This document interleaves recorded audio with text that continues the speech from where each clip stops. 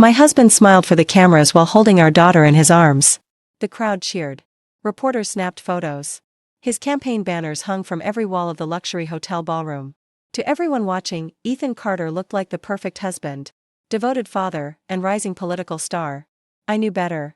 Because 3 days earlier, I had discovered that the man standing beside me had stolen $82,000 from our daughter's college fund. And he hadn't spent it on our family. He had used every dollar to buy a house for another woman. I stood near the back of the room, forcing a smile while guests congratulated my husband on launching his campaign for mayor. "You're so lucky," one woman whispered. "Ethan is such a family man." The words nearly made me laugh. Family man? For 10 years, I had supported Ethan through law school, political campaigns, and endless networking events. I worked overtime. I paid bills. I sacrificed promotions to raise our daughter, Emma. While I was doing all that, Ethan was building another life behind my back. I found out completely by accident. Emma needed paperwork for a school scholarship program, and I logged into the investment account we had opened when she was born. The balance should have been over $100,000. Instead, it showed less than $18,000. At first I thought there had been a mistake. Then I saw the withdrawals. Large transfers.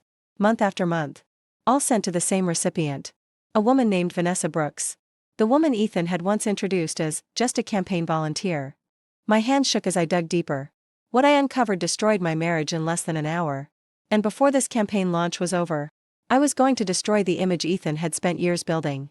That night, after Ethan fell asleep, I sat alone in the kitchen with my laptop. The deeper I dug, the worse it became. The transfers weren't random gifts.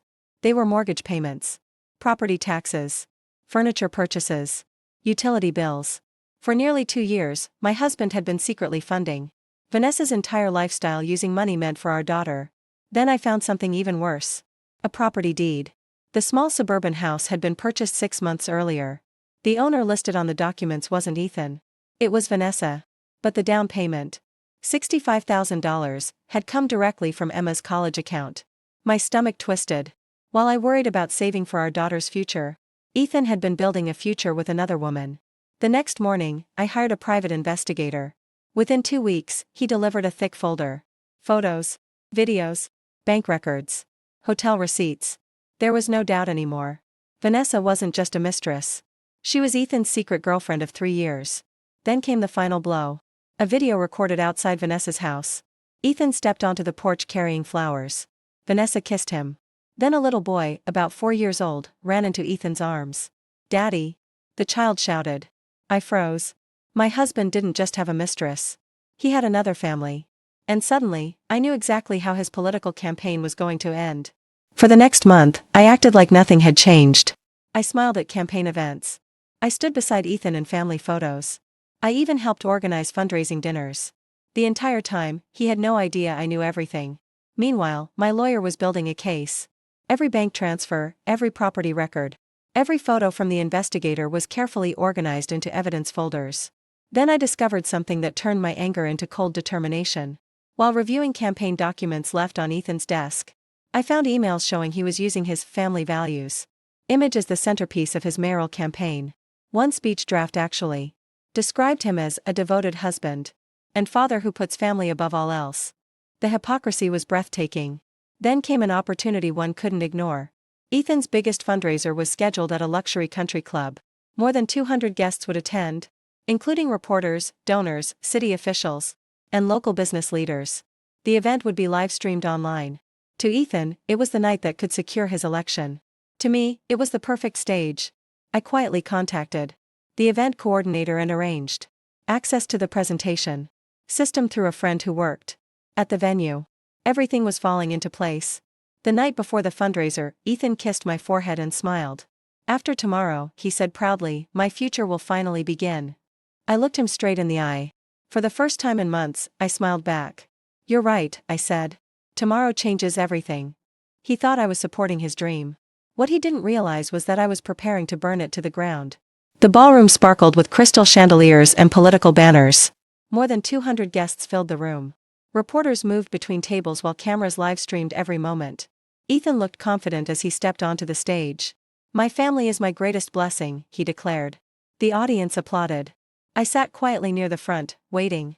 Then Ethan began speaking about honesty, responsibility, and moral leadership. That was my cue. I stood up. "Excuse me," I said loudly. The room fell silent. Ethan's smile faltered. "Sarah, what are you doing?" I walked toward the stage holding a thick folder. "My husband is right," I said. "Character matters. So let's talk about his." Nervous laughter spread through the crowd.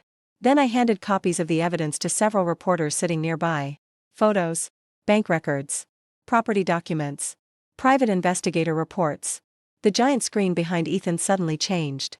A photo appeared showing Ethan kissing Vanessa outside the house purchased with our daughter's college money. Gasps echoed across the ballroom. The next image showed the property deed. Then screenshots of transfers from Emma's education account. One after another, the truth appeared before everyone. Ethan's face turned white. "Turn that off," he shouted. But it was too late. Reporters were already taking pictures. Donors stared in disbelief. Then I delivered the final blow. "That little boy he calls his son? He financed that secret family with money stolen from our daughter's future." The room exploded into chaos. And Ethan's carefully built empire began collapsing in real time. The ballroom erupted into absolute chaos. Reporters rushed toward Ethan, firing questions from every direction. Donors who had been praising him minutes earlier were suddenly demanding explanations.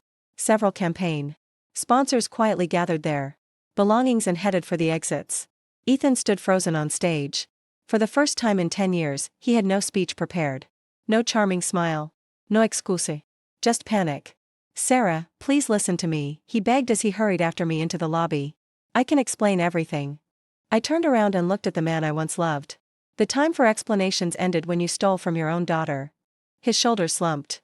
Within a week, Ethan's campaign collapsed. Major donors withdrew their support. Local news stations ran the story nonstop.